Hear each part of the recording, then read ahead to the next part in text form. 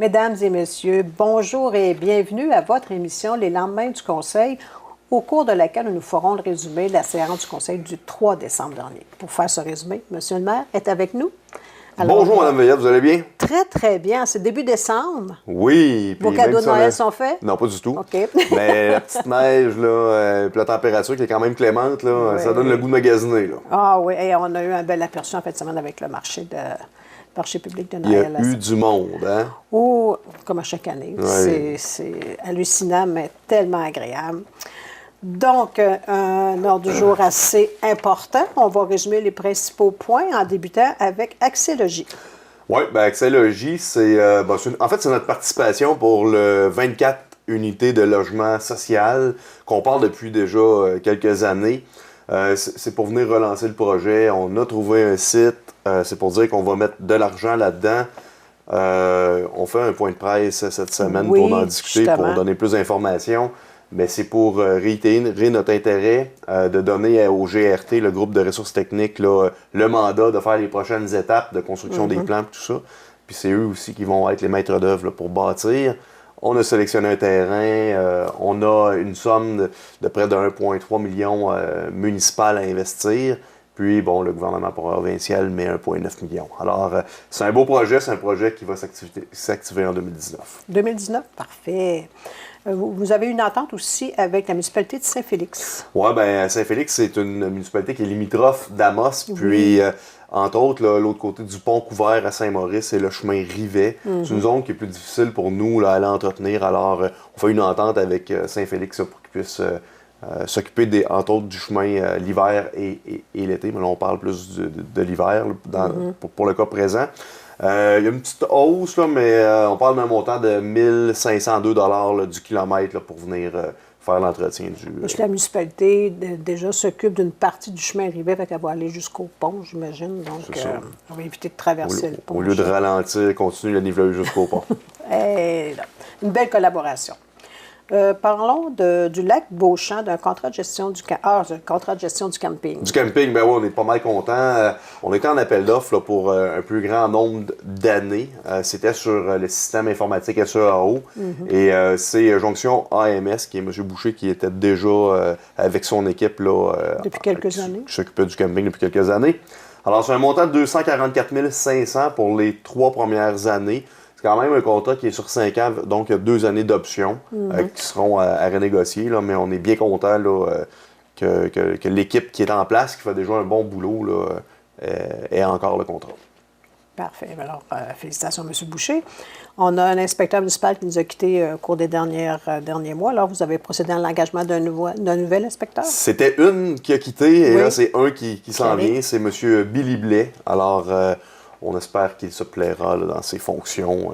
Effectivement, on avait besoin là, de compléter l'équipe. Oui. On parle d'emprunt fonds de roulement pour le complexe sportif. Il y avait plusieurs points rattachés au complexe sportif. On va tous les faire en même temps. Oui, ben en fait, c'est 4 dépenses qu'on a faites au courant de l'année. C'est des dépenses qui ont été faites par résolution. Ce qu'on vient faire en fin d'année comme ça, c'est juste d'affecter la dépense. Et comme c'est des montants qui sont variables, on utilise notre fonds de roulement. C'est quoi notre fonds de roulement? Ben, c'est une espèce de compte de banque qu'on a un montant d'argent qu'on peut utiliser sans passer par un règlement d'emprunt. Donc, on s'emprunte de l'argent avec pas d'intérêt, qu'on va se rembourser. Dans certains cas, on se rembourse sur 2 ans, dans d'autres cas, on se rembourse sur 10 ans. Mais c'est une façon de bien gérer, ça accélère les processus et c'est très transparent. Très bien. Au niveau informatique aussi, vous avez fait l'acquisition de matériel? Ben, on avait 2 serveurs qui commençaient à être un peu désuets puis commençaient à être un peu plus lents. On était dû pour ça change tellement rapidement. Ouais. Au niveau de l'informatique, on l'a acheté, il est déjà désuet quasiment. Oui, ceux-là vont être bons. Là. Oui. Alors, c'est 2 serveurs qui sont en espèce de parallèle. Là. Je ne connais pas tout ça, là, mais ça en prenait 2 identiques. C'est Jiva qui va nous les fournir là, pour un montant de 44 000 $. Oui, parfait. L'Union des municipalités, maintenant, vous allez assister aux assises annuelles à nouveau? Oui, ben en fait, chaque année, le maire, moi-même, je vais aux assises annuelles et j'amène avec moi 3 conseillers municipaux. Donc, sur un mandat de 4 ans, chaque conseiller municipal a la chance d'y aller à 2 reprises. Cette année, c'est du 9 au 11 mai, c'est à Québec. Et c'est Pierre Deshaies, Mario Brunet puis Mme Godbout qui vont être avec moi à Québec. OK, c'est quand ça dure quelques jours? C'est sous 3 forme jours. de conférence? Ouais, en fait, il y a des formations, il y a des conférenciers, il y a des exposants. C'est un beau moment aussi pour aller jaser avec d'autres municipalités. Puis moi, j'ai la chance d'être sur divers CA. Je suis à l'Union des municipalités du Québec, mais les conseillers municipaux, ça arrive une fois sur 2 ans là, qu'ils ont la chance de venir rencontrer leurs pairs, là, des conseillers municipaux d'ailleurs dans les régions du Québec. Intéressant comme rencontre. On parle également d'achat de bas poussière. On est un peu tôt. Oui, bien là-bas, poussière, en fait, on passe par l'Union des municipalités du Québec. Pourquoi? C'est pas quelque chose qu'on peut avoir nécessairement local. C'est quoi qu'on peut acheter en plus grande quantité. C'est l'Union des municipalités du Québec qui s'occupe de l'appel d'offres. Puis nous, ben, on fait juste dire nos quantités. Puis généralement, on a un meilleur prix en passant par là comme ça. Parfait.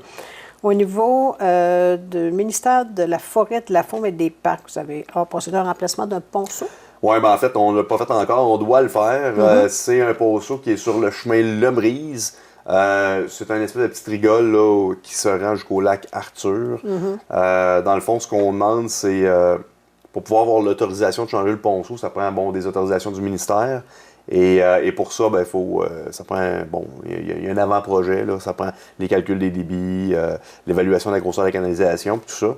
Alors, c'est Nadeau Gestion de projet là, qui est nouvellement à Amos qui va venir faire ces travaux-là pour pouvoir déposer au ministère. On parle de l'organisme 48e Nord International. Oui, bien, j'ai été rencontré là, par le directeur général qui est M. Éric Boucher. Lui a un projet qu'il veut déposer là, au ministère. C'est un projet d'excubateur d'excellence minier. Dans le fond, c'est simple. Ce qu'il veut, c'est développer des services miniers locaux qu'il va pouvoir exporter là, à l'international. C'est un peu le mandat de 48e Nord International qui ont fait leur preuve dans les dernières années. C'est un projet pour aller chercher des subventions pour pouvoir faire ce développement-là sur plusieurs années. Alors, nous, on est emballés à l'idée que cet organisme-là pourrait venir s'établir à Amos. Bon, c'est sûr que c'est pas gagné. Là. Lui, il regarde un peu toutes les possibilités. Et il devra aller chercher les subventions là, pour pouvoir s'établir. Parfait. On parle d'un contrat pour le revêtement des planchers à l'hôtel de ville. Oui, je pense que vous êtes ravis.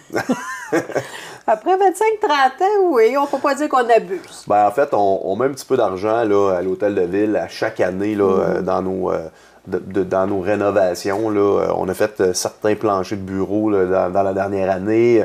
Il y a quelques années, on a refait la salle du conseil. Oui, les tapis, c'est passé de mode. Les tapis, c'est passé de mode. C'est dur à entretenir, ça vieillit pas bien. Alors là, on va refaire le couloir, le corridor de l'hôtel de ville. Là. C'est un mandat qui est donné à Cossette et Perrault pour 22 000 $. Ça a l'air cher, mais c'est des grandes surfaces. Ben, oui, c'est très grand comme surface. Alors, on va voir ça dans les prochaines semaines, j'imagine. On parle de l'acquisition d'une voiture électrique. C'est notre première? Oui, c'est notre première. Ben, vous savez, depuis quelques années, la Ville d'Amos a été un précurseur là, pour avoir des bornes électriques là, disponibles là, dans la municipalité. C'est tout à fait gratuit. On ne parle pas de la niveau 3, mais on parle des niveaux 2. Et on voulait emboîter le pas là, pour montrer l'exemple. Alors, comme on peut pas, ça s'y prête pas bien pour tous nos véhicules, mais notre véhicule à l'environnement, c'est un véhicule qui était bien au niveau des heures d'utilisation, des kilomètres utilisés, c'était un véhicule qui s'y prêtait bien. Alors, on était en appel d'offres et ce sera une Ioniq d'Hyundai Amos qui sillonnera les rues pour l'environnement. Un montant de 33 000 $. Il y a la subvention du gouvernement qui est enlevée déjà là-dessus. Puis, on est très contents. C'est notre premier véhicule électrique. Puis, on emboîte le pas. On fait notre part. Oui. Ouais, c'est sûr qu'au niveau comme vous dites, c'est pas tous les véhicules. On voit pas de véhicules lourds encore électriques, je crois. Non, ben en fait, c'est ça. On fait des choix qui sont judicieux et qui sont responsables. Puis, bon, il y en a certains que dans les prochaines années, vous allez voir, qui vont devenir des véhicules électriques. On le sait que ça ne sera pas toute la flotte, là, mais on fait notre effort. C'est sûr qu'on peut, on le fait. Alors, montrer l'exemple. On a hâte de voir ça. Le maire se promène déjà en véhicule électrique. Oui. depuis plus de 3 ans. Donc, vous connaissez le dossier. Vous avez également, dans l'information publique, félicité le CLD. Ben oui, le CLD qui fêtait son 20e année d'anniversaire. Okay. Alors, c'était un beau petit 5 à 7 où on a invité, je dis on parce que je fais partie du CA, je suis trésorier au CLD. On a invité les gens qui ont travaillé au CLD dans les dernières années, les gens qui ont été sur le CA, mais aussi des entreprises qui ont fait affaire au cours des dernières années avec le CLD. C'était vraiment de quoi de simple, de quoi de bien, très, très festif. Alors, j'en profite pour féliciter les administrateurs et du CA, mais aussi toute notre administration qui a su relever les défis au fil des dernières années quand on a transformé le CLD beaucoup plus économique que sociaux et culturel et touristique. Alors, j'en profite aussi pour féliciter Mario Brunet, qui est conseiller municipal à la ville d'Amos, qui a siégé pendant quelques années au CA du CLD. Alors, longue vie au CLD, puis continuez votre bon travail. Merci. Ça faisait le tour des points pour la séance du 3 décembre dernier. La prochaine séance sera la dernière de l'année 2018 avec l'adoption annuelle du budget. Eh oui, le 17 décembre, on adopte le budget. Il y a encore beaucoup de travail à faire, autant administratif que politique. Je vous dirais là, que oui, ça bouge beaucoup à Amos, il y a beaucoup de changements. Ça a un impact financier. Alors, il faut être créatif, il faut faire attention. Même s'il n'y aurait pas de changement, il y aurait quand même des augmentations dans tous les produits qu'on acquiert ou ces choses-là. Il y a des augmentations. Il y a l'inflation plus élevée qu'au courant des dernières années. Il y a les salaires qui augmentent aussi, puis c'est normal. Il faut bien rémunérer nos gens avec la pénurie de main-d'œuvre, tout ça. Alors, il faut être conséquent. Le budget de la MRC qui est sorti mercredi passé a vu une augmentation de 3,61 %. La plateforme de compostage est un impact financier majeur aussi. Alors, on fait beaucoup de projets, mais il faut être cohérent. Puis, il faut aussi s'assurer que l'organisation va être en bonne santé financière pour les prochaines années. Très bien. Donc, le 17 décembre à 19h, vous faites l'adoption du budget et la séance régulière se fait immédiatement après, donc à 20h30, à la salle du conseil. On vient vous visiter. J'espère bien, ben oui. On vient poser les questions si on n'est pas certain de tout ce qui a été annoncé. On prend la peine de répondre à nos citoyens.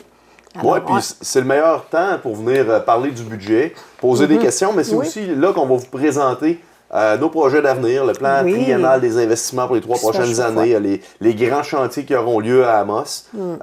Mais c'est toujours plaisant d'avoir des gens qui viennent nous rencontrer. Et c'est toujours plaisant de vous rencontrer d'ailleurs. Ah, je sais pas.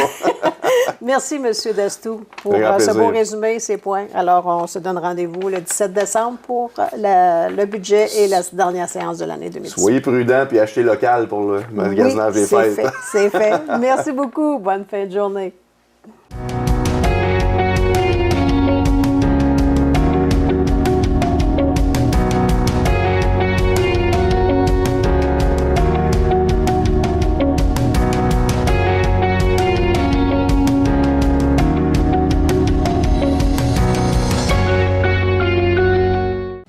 Pour des images aériennes de tout genre, pour la vente de votre maison, de votre entreprise, de la promotion touristique ou événementielle ou pour tout autre besoin, pensez à Imagerie aérienne SV, fier partenaire de TVC7 Abitibi.